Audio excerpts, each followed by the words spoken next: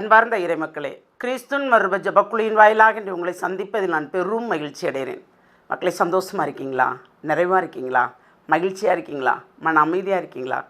மக்களே, எது நடந்தாலும் மகிழ்ச்சியாக நாம் இருக்கோம் என்றால் அது இறைவன் நமக்கு கொடுத்த பெரிய வரப்பிரசாதம் இல்லையா? எல்லாமே உண்டு. துன்பங்கள் உண்டு, துயரங்கள் உண்டு, நோவுகள் உண்டு, நொடிகள் உண்டு, வாதைகள் உண்டு, வலிகள் உண்டு. எல்லாத்தையும் மீறி இறைவன் ஒரு மீட்பு தருவார் பாருங்கள். அந்த மீட்பு தான் நம்மளை வாழ வைக்கிறது, வழி நடத்துகிறது. இன்று அவர் நமக்கு என்ன இறைவார்த்தை தருகிறார் பார்ப்போமா?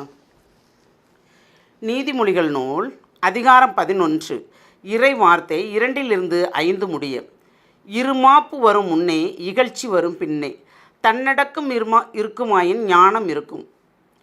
நேர்மையாளர்களின் நல்லொழுக்கம் அவர்களை வழிநடத்தும், நம்பிக்கை துரோகிகளின் வஞ்சகம் அவர்களை பாழ்படுத்தும். கடவுளின் சினம் வெளிப்படும் நாளில் செல்வம் பயன்படாது. நேர்மையான நடத்தையோ சாவுக்கு தப்பி வைக்கும். குற்றமில்லாதவர்களின் நேர்மை அவர்களின் வழியை நேராக்கும்.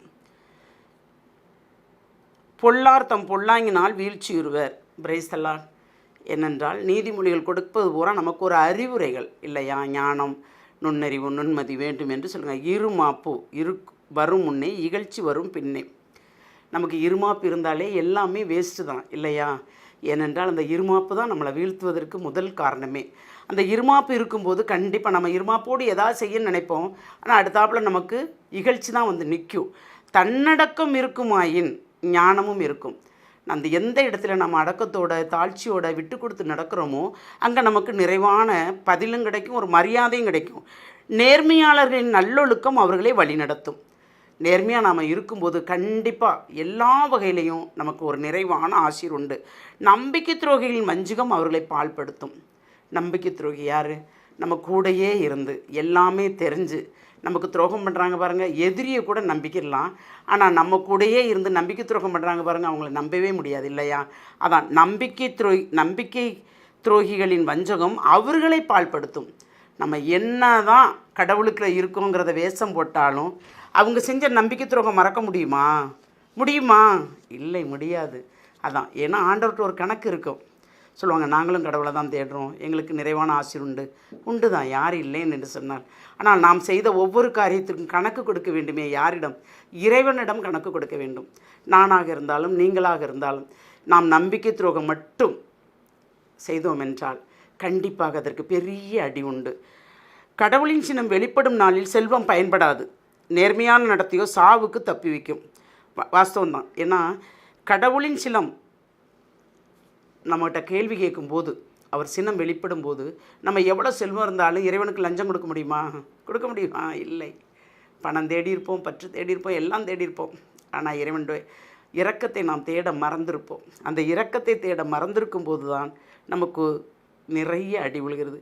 நேர்மையாளர் நடத்தியோ சாவுக்கு தப்பி வைக்கும். நாம் எப்பொழுதும் எந்த நிலையிலும் என்ன வந்தால் என்ன, இறைவன் நம்மளோடு இருக்கிறார், உள்ளதை உள்ளபடி செய்வோம் என்று, உள்ளதை உள்ளபடி நடத்துவோம் என்று இருந்தோம் என்றால் நம்மளை அது வாழ்நாளும் ஆயுசை நீடிக்கும் சொன்னார்கள். அதுபோல் நமக்கு சாவிலிருந்து நம்மளை தப்பித்து வரும்.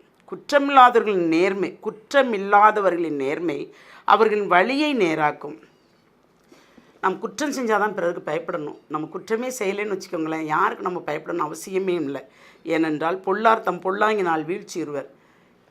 பொல்லார் பொல்லார் பொல்லார் பொல்லார் இப்படியே தான் வருது வார்த்தைகள் இல்லை. யார் நல்லார், யார் பொல்லார், யார் நன்மை செய்கிறா, யார் தீமை செய்கிறா, எல்லாருமே ஒன்று போல தான் இருக்கும். கண்டுபிடிக்க முடியல இல்லையா நமக்கு?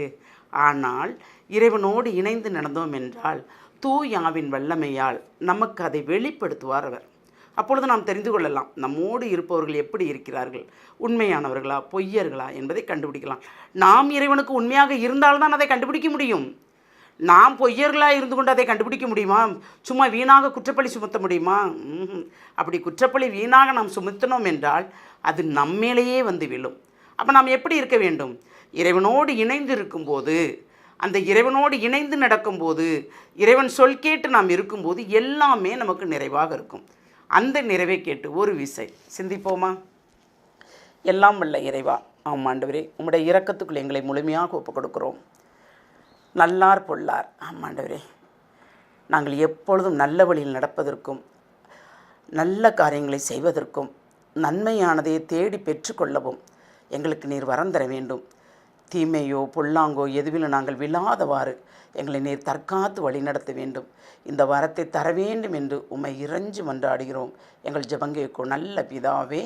ஆமேன், ஆமேன், ஆமேன்.